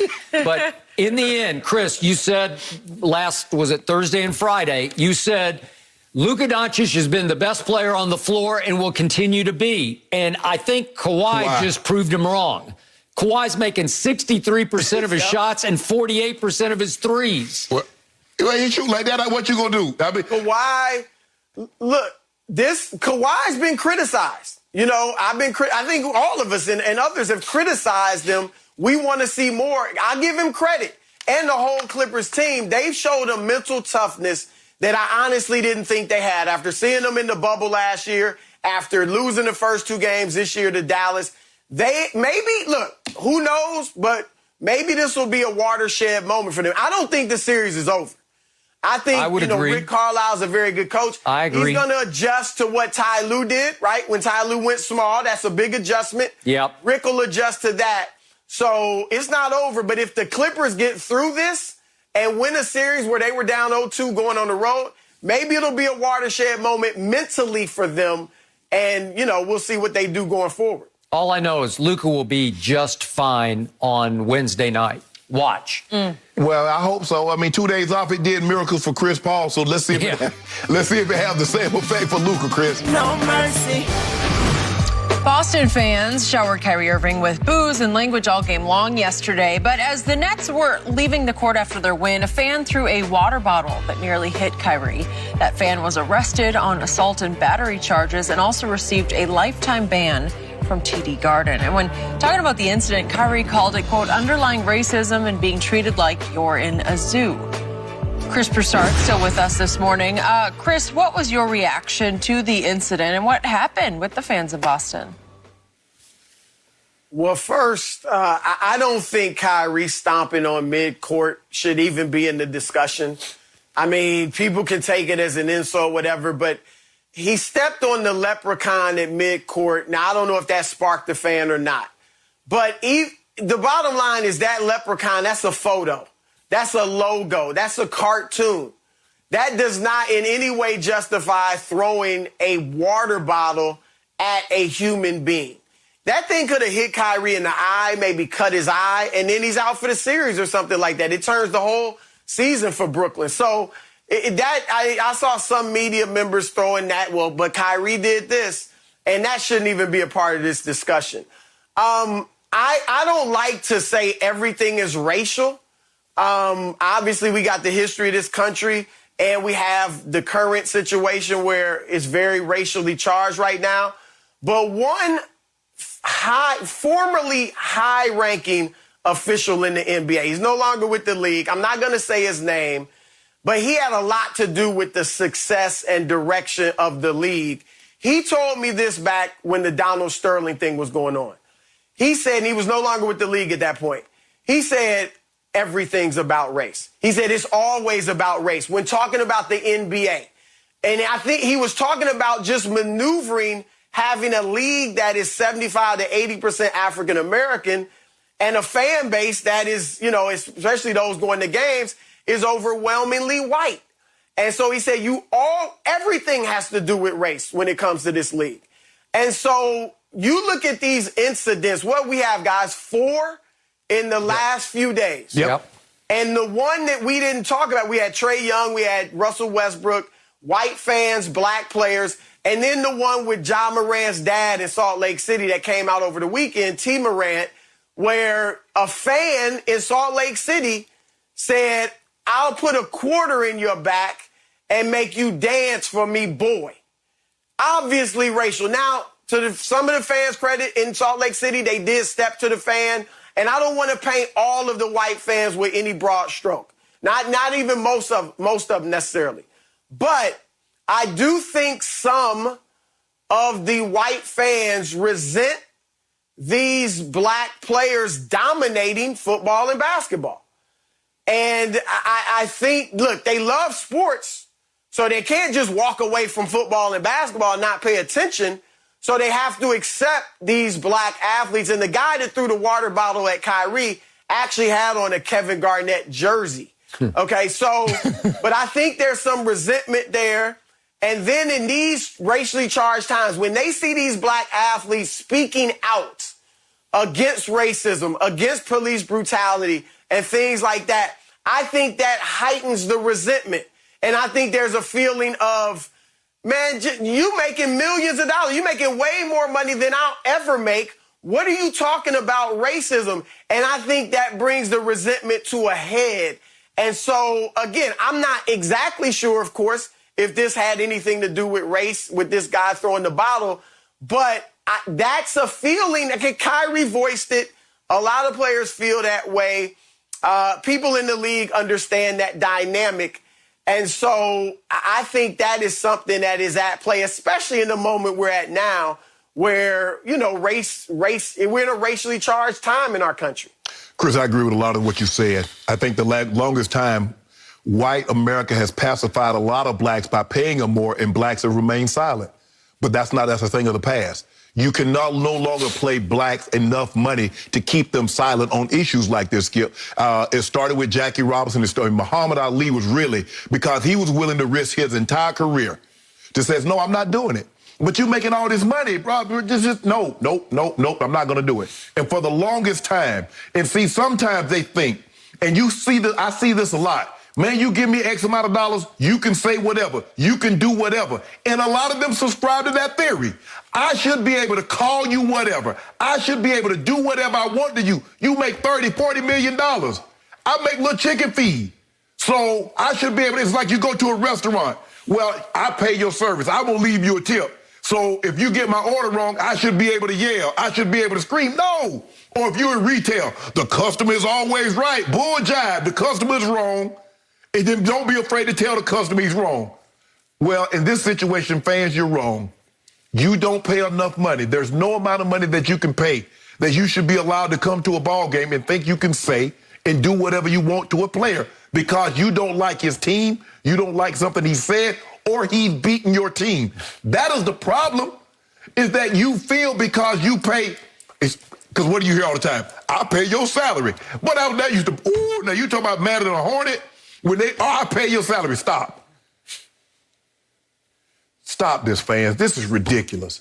These are human beings. Everybody's a human being. And everybody, you should be able to withstand that. Bro, that's not what I signed up for. I didn't sign up to get popcorn, somebody spit at me, or throw water bottles at me. I understand everything that came with the NFL, Skip. Possible concussions, we didn't know a lot about it. But I was willing to accept a broken bone, a torn ligament, because I understand it's called assumption of the risk. I knew that I was going to risk bodily injury playing that game. But fans, basketball, having all that, I didn't sign up for that. We need to stop this and stop making excuses. It doesn't give you the right to do what you're doing because you're upset or you dislike a person because of what they said. Okay, so let's go back to the kid who threw the water bottle. I have no idea what possessed him. I don't know what his deepest, darkest motivation was. Kyrie dropping 39. Maybe. But I do agree with what Chris's source told him. Race is always lurking just under the surface. It is. It's always operating subliminally in sports, whether you like it or not. So I just accept it and try to deal with it and try to get it out in the middle of this table so we can examine it. And I agree with what Chris said. We can't try to connect the dots between Steve Nash allowing his starters, his big three, to play all the way to the bitter end of a blowout, and then Kyrie stomping or stepping on the face of the leprechaun logo to this. All I know is as soon as I saw it, I said, this wasn't just popcorn being dropped on a man's head, Russell Westbrook, that this was a thrown water bottle from, I don't know, 60, 70 feet away. It was way up there, and Skip. it looked full. Well, it had to be to get down there, Skip. You know, an empty water bottle is not going to travel that far. Right. They're going to float. So it looked like it had not been drunk yet. Right. And speaking of drunk, I don't know what he had, okay? But he throws it, and it came close to Kyrie's face or head to the point I immediately said, you have to press charges and you have to prosecute to the full extent of the law because that was attempted assault. The others, the spitting incident, it's the most disrespectful act from man to man you can perpetrate on somebody. But this was attempted assault. I don't know if you could argue that popcorn on a head was an attempted assault, but that was. That was a dangerous act by a kid who just lost it. So he needs to be prosecuted. I don't know how old he is. He looked like in his 20s maybe. Prosecute. You said it's probably up to Kyrie? Press charges. And Kyrie seems capable of pressing charges. Okay, now let's do that. That was the rotten apple to the orange that was playing the starters to the bitter end, and then the stomp on the logo. So Chris, let's go all the way back and treat it as an orange to the rotten apple. I still thought it was unnecessary on Kyrie's part because he ended badly in Boston. Just let that be.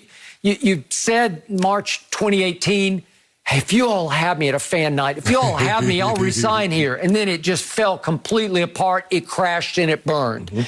And he wanted out and they wanted him out. So leave it be. Let it go because enough was enough. And yet, just for perspective, you can't stomp on the logo of an organization that was the first in the NBA to draft a black player in 1950, the first to have a black head coach, the great Bill Russell in 68 and 69. He was a player coach. And the first in 1965 to have an all-black starting five. Their legacy, their history is above that. You don't need to go step on the logo. So that was just, that's just beneath his dignity and beneath theirs. But then to Chris's point, now we get back to, does race play a factor in this?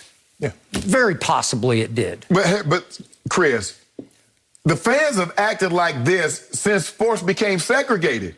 There was no reason for fans to treat Jackie Robinson the way they did, other than what? They made it seem like he was a bum. The guy did win World Series. He did win an MVP. So what was the reason? They was like, you got the Negro League. Why do you need to come to us? You got HBCUs. Why do you need to come to us? You got your own school. Why do you need to come to us? So what was that reason? I need someone to tell me a reason why whites had hated black athletes for other than their skin color. Because they were better? Because they could jump high, run faster, hit the ball, throw just as good, could do all the things you could do, if not better. Yes. Yes, yes, and yes. Yes. Yes. That's it. And so for the longest time, what did they say? It's just like when you go back and say, well, that's the way we used to play back then. We could clothesline and we could do all that stuff. So it was tolerated. The NFL cleaned it up, said we're going to throw a 15-yard penalty. We'll fine you. We'll do other things. But if you keep doing it, we'll suspend you. Mm-hmm. But what is the... Well, that's a part of it. That's what you make the big bucks for. No, hell no. You don't pay me that to let somebody disrespect me, to throw water bottles, dump beer on me and all kind of things. No, that's not what I signed up for. I can take all that. I can understand my hips, my knees might be bad, my back might have to have 10 different surgeries. But I did not sign up for someone to throw things at me or to be disrespectful or to use racial slurs at me. That's not what I signed up for. No professional athlete will tell you that's what they signed up for.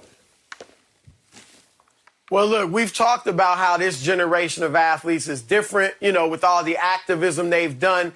And we've heard, I don't know if you guys were watching Inside the NBA last night after the games, Charles Barkley and Shaquille O'Neal didn't really bring up race with this. They were like, let's just move on. And they talked about how they had been, spit on and had things thrown at them. I don't know if they said spit, but had things thrown at them when they were playing. And, fans are always going to do it, move on. We saw Derrick Rose say, remember Rose's comment that, that's part, but early in the Knicks series, that's part of the game. I've had family members with beer poured on them and all that stuff. The thing is, this generation of athletes, and I give them credit for this, they're not standing for it. They're not taking it. They're speaking up and saying, no, you're not going to treat us like that. You can boo, you can jeer, you can insult us in other ways and all that stuff. We get it. It's a part of the game. You're a fan. But we will not be disrespected as human beings like you have gotten away with, and not just black athletes, but athletes in general in the past. Fans have done that. And so I applaud these younger athletes for stepping up and saying, no, we're not taking it. Westbrook like, no, I'm not taking it. You're not doing it. And they're putting the pressure on the league to come down harder on these fans, which obviously they're doing. But they better do something or they're going to have another Malice in the Palace on their hand. Because eventually, Skip, you're going to catch, a guy's going to have a bad day. And he's going like, I'm having a bad day. I had a bad game. And some fan is going to yell something or some fan is going to do something, reach out and touch him. And it's going to be, oh, okay. I'm sorry. My bad. And it's too late because he's going to haul off and boom. And then the NBA going to want to take all his money, and they're going to say, no, you had an opportunity to do something about this, and you didn't stop it when you had an opportunity to. And I'm going to have mixed emotions about not wanting to criticize that player for going up in the stands. Exactly. Yes. It continues to build in a lot of ways. Chris, we appreciate you weighing in on this. Thanks for your insight. No mercy. Suns beat the Lakers last night, evening the series at 2 games apiece and taking back home court advantage. But the biggest concern for LA is Anthony Davis, who was ruled out for the second half of the game with a strained groin.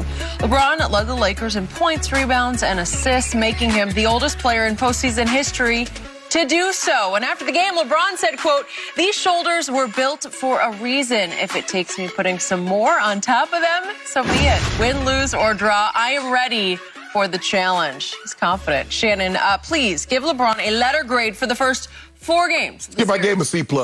Because I thought a lot of that, he was like in echo mode. Skip, how you go to pull up to the red light, your car shut off, it's conserving itself. Well, when you had AD, Skip, you can conserve yourself. AD's giving you 34 and 11, playing unbelievable. Now with no AD, you can't do that because you'll find yourself down, probably 15, 20 points in the first quarter.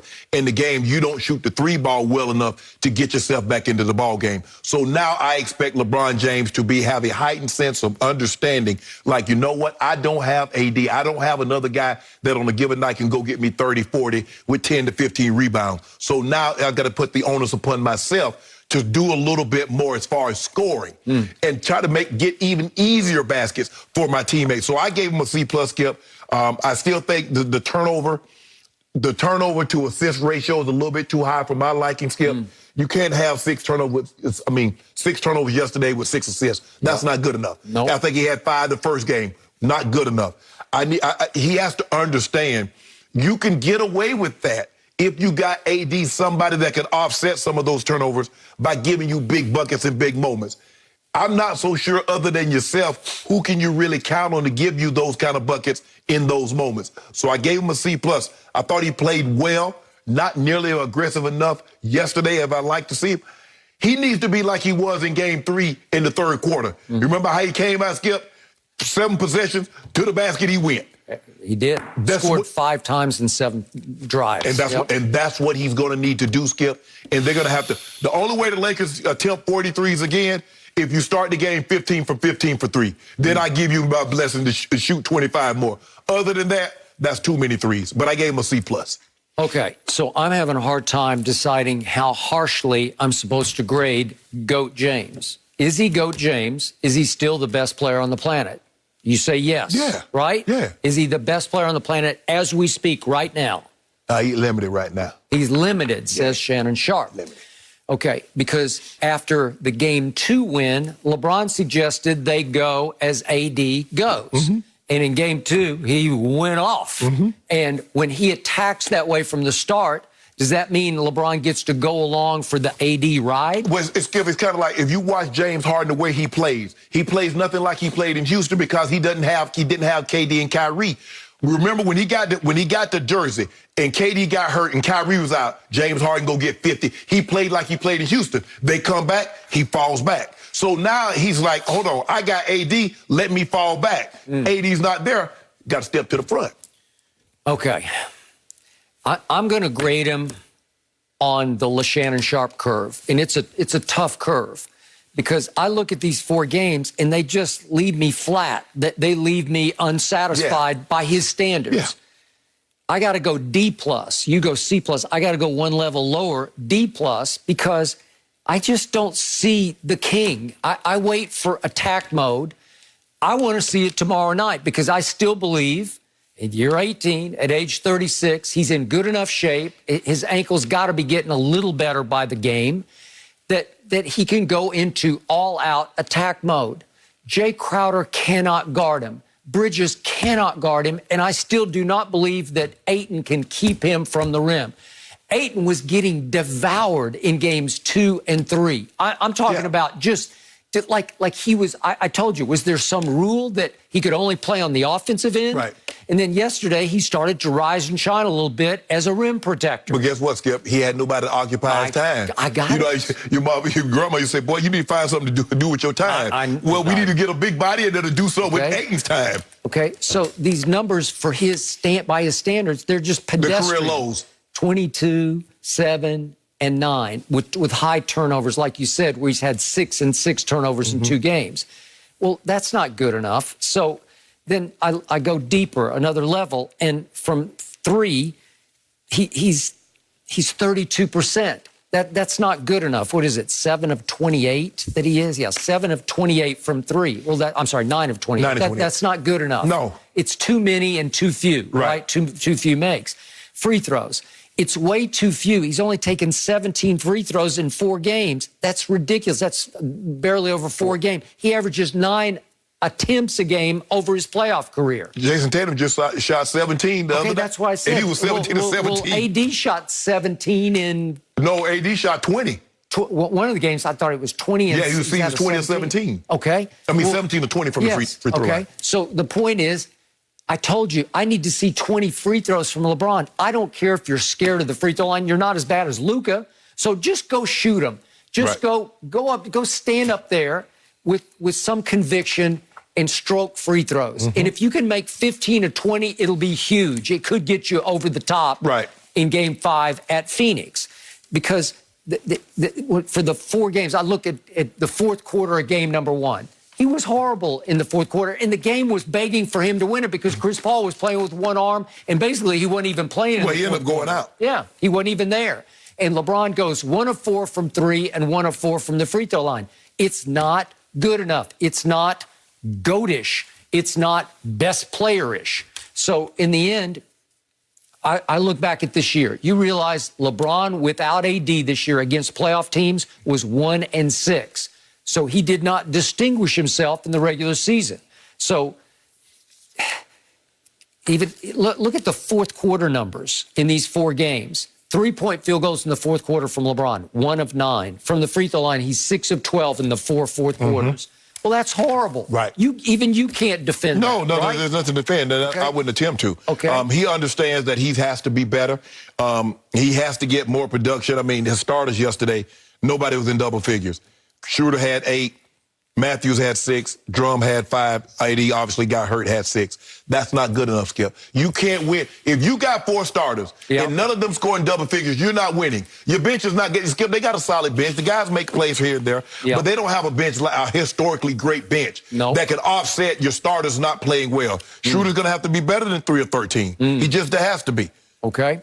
So before we go, I want to add one last, by the way, small detail. What? I believe that yesterday I successfully jinxed your team with my Lil Wayne magic robe. And we know Lil Wayne is the biggest Laker fan on the planet. And I mistakenly wore it during the first Clippers game and jinxed myself because you can't wear a Lakers robe during a Clippers game. So why would you wear it yesterday? Okay, because I'm a Clippers supporter and I turned it around on you and I wore it the whole game. You can ask Ernestine. I put it on. I said, I'm going to see if this works. There's a picture of it. Pretty cozy. And the point was, it started to work in the second quarter. I said, I'm not going to take it off. I'm going to keep it on. I didn't even need it. I was proud of fine. yourself? I'd already taken a shower. I was fine. I was done. I stopped running. I'd taken a shower. I put the robe on. I'm not a robe wearer. But why would you do that? I turned it on you, and it worked. And I don't know. Maybe I should try it again tomorrow night, but I probably won't. I'm going to defer to the king. Yes, I will. You better say that robe for a rainy day. I will. So in other words, you jinxed them. It's a reverse jinx, but you cannot let a Clipper fan wear the magic Laker robe during a Laker game. But that's what happened. The moment you said, Shannon, you can come out here with all the props you got. I already knew. I say he's some bull jive. Yep, I got you. I was pretty excited. I got you good. Okay. Can I make a special request for the robe in studio if the Clippers get it done? Because no robe. Be a pretty good image. Do I have to wear it over my suit? Wade would appreciate You were not allowed to bring that robe in here. Yeah, well, it'll get you walking out to set in all your glory. You know what? That's a great idea. That is a good idea. I love that. Jenny, what are you doing? No mercy. Hey everyone, I'm H. from the PQ here at Navy Medical Center, Portsmouth. I just wanted to give a big shout out to my friends and family in Columbia, South Carolina. So I love you guys. Y'all have a good one. Stay safe out there.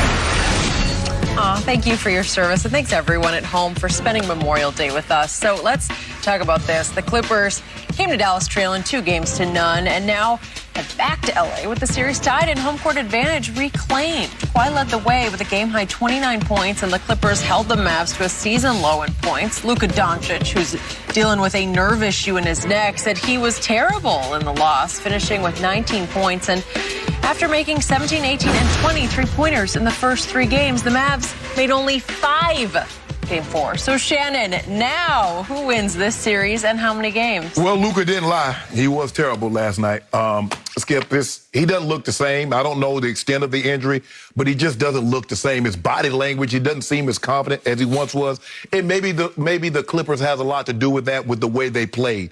But momentum is hard to get back, Skip. It is very, very hard.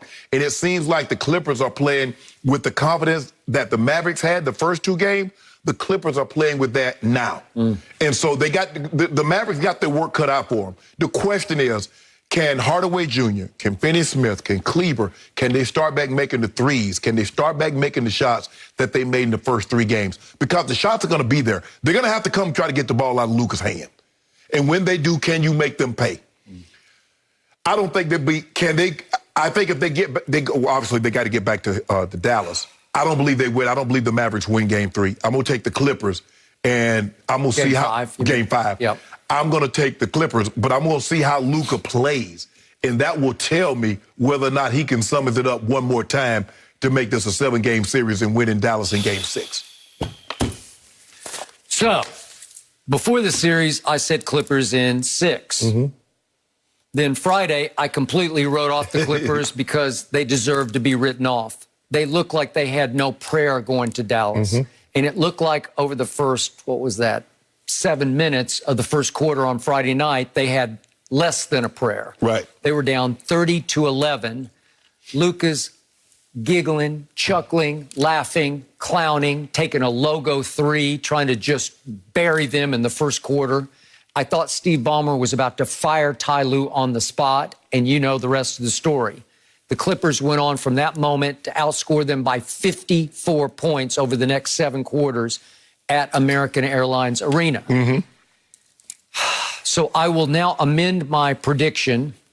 I believe this is going 7 games.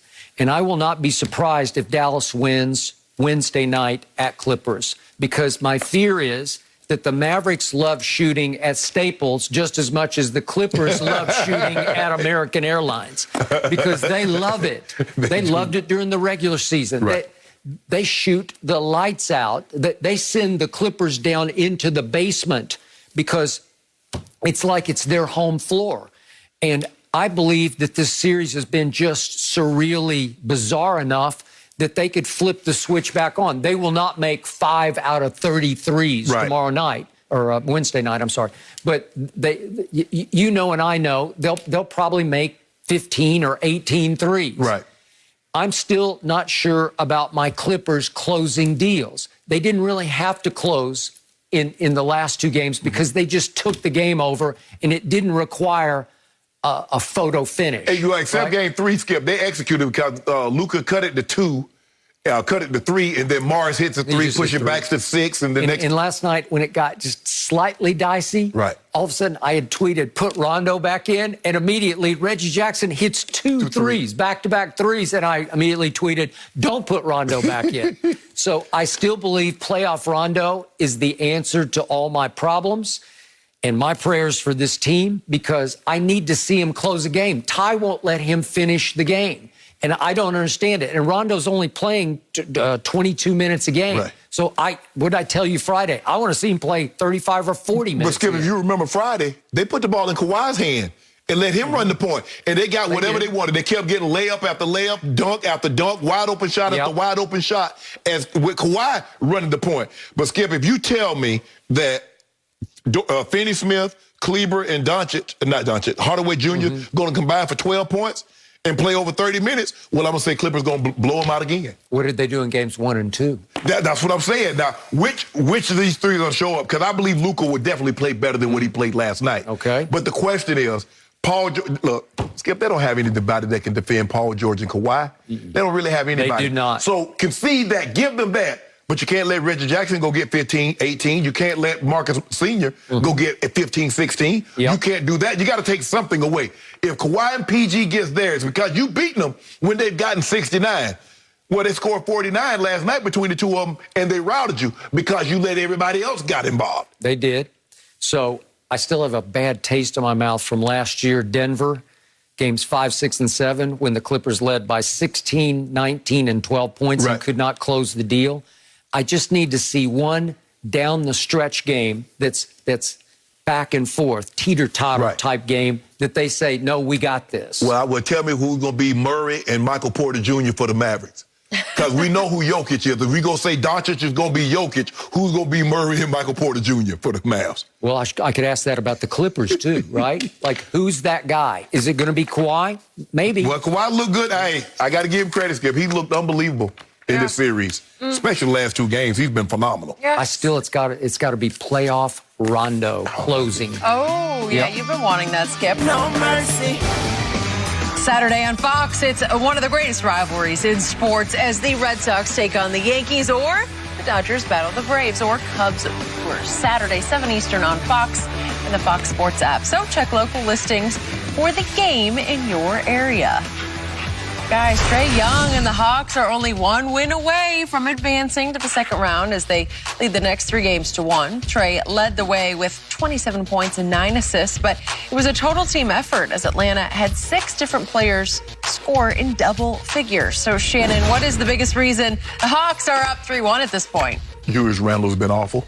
And there's no way around it, Skip. He's their best player. And he's the all-star. He's the 2020-2021 most improved player, and he's been their worst player. In order for them to have a chance, He needs to be their best player, not Derrick Rose. Derrick Rose has been their best player in the series. And I don't know if Derrick Rose, at this juncture of his career, is good enough to win you a series. Once a pre-injury, sure, Derrick Rose could do that. But Julius Randle is the guy that averaged 30 and 12, 30 and 13 against the Hawks when they took all 3 meetings. But the problem is that everybody on the Hawks can shoot the 3, except Clint Capella, whose job is to rebound, defend, sit hard picks, I'm a roll, catch lobs. Everybody else, you look at Bogdanovich, you look at Ice Tray, you look at Werther, you look at Gallinari, all those guys can shoot the 3 ball. Agreed. And they're big, and they take turns. John Collins can get Randall. Capella can get Randall. DeAndre Hunter get him. Gallinari. The Hawks were always better. Since they got Nate McMillan took over as the head coach, they play better defense. And they are really good. They're better than you think. And I know we don't talk about Atlanta. We talk about all the other big teams, the big 3 with the Nets and the Bucks, the Lakers, and the Clippers. But the Hawks quietly had one of the best records down the stretch. They did. They're better than you think now. And Knicks, I think the Knicks, Skip, you just can't play defense and win in the. You can't. You got to be able to score points. And they don't score enough with Randall being this bad. They're averaging 99 a game for 4 games. Not quite good enough. No. I will give you this on Julius Randle. His numbers aren't terrible, 17, 11, and 4, but he's shooting 27% from the field. That just exactly. He was very efficient. I mean, very efficient.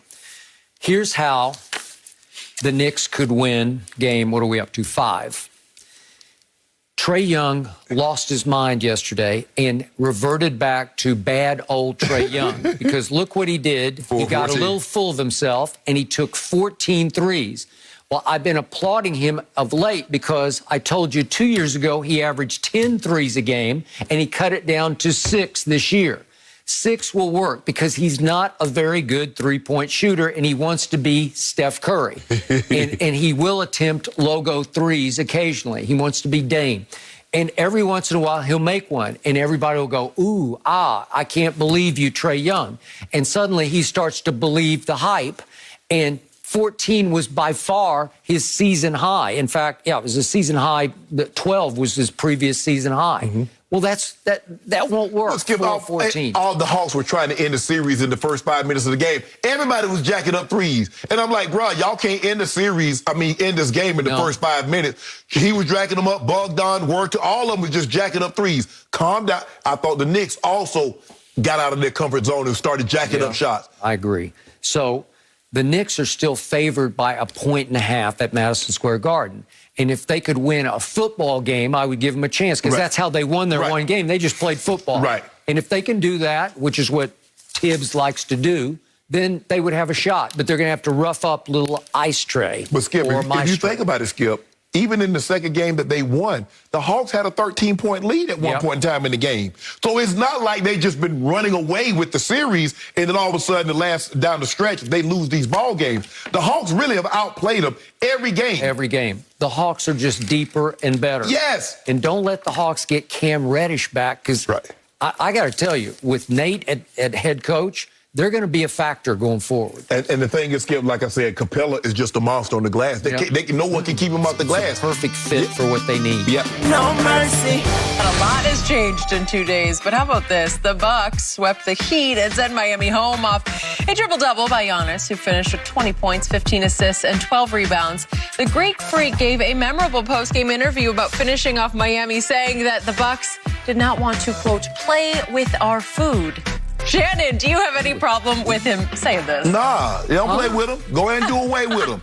Skip, this is a different team than the Bucks of the past, and True Holiday is the reason why. Because they got a guy that can defend at an elite level, he can facilitate at an elite level, and he can score at an elite level. You pair that, so they really have a big 3 with Middleton, Giannis, and Holiday. And Brand Forbes, you wish you had him in San Antonio, because he couldn't miss from the 3, Skip. He coming in, he coming in cooking. He's also put on about 15 pounds of upper body muscle. He looks good. He looked really good. But they also lost DiVincenzo, and all those things you said about Drew. I can't go quite that high, but he can shoot it, defend it, do everything. He can distribute for them, and that was a big loss. And I did not like Giannis saying We don't want to play with our Don't want feet. to play with them. Why we going to let them hang around? Okay, that sounded like the old Giannis that I did not Yeah, like. I like that. This is the guy who's proven exactly nothing He in the proved it postseason. on the closeout game. I got a triple-double and got him up out of here. He Okay. said we ain't in the bubble no more, Yeah. How Miami. many first-round series has he been all-world in? Like This Hall of one? Fame in? This one. Well, guess who they got next? Who they got next? They got Nets. That's gonna be Nothing but Nets. That's 7 games. Yeah. 7 games. I got that in 5 games. 7 games. The Nets are beyond comprehension right now. They are by far the best team playing right now in the playoffs. It's been close between them and the Bucks, Skip. Now, I don't know if that's been because Miami's look so bad because they look like a shell of themselves. Now, maybe been some truth about what they said about Jimmy Butler having issues with some of his teammates. I would agree with Play that. with this food. I liked it. Guys, Yeah, don't great play with stuff it. today. Thank you for joining us on this special Memorial Day. The Hurt is coming on right now. Have a good one.